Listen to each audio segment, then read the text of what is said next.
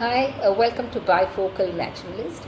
Our guest today is Shobha Shinde, and she will be telling us about dhirda, a savory pancake, dosa-like, made in Maharashtra, especially in Konkan and Vidarbha districts of Maharashtra. ते दळून आणले, दळले घरात आणि मग त्याच्यात मी ते पीठ घेतलं, हे त्याचं पीठ केलं आणि मग त्याच्यात मी त्या पिठात लसूण, हिरवी मिरची, थोडंसं मीठ, थोडं कोथिंबीर, थोड्या कोथिंबीरीच्या काड्या, हे सगळं मिक्सरमधनं फिरून त्याच्यात त्या पिठात 2 फुलपात्र पीठ घेतलं, त्या पिठात टाकून त्याला चोळून घेतलं.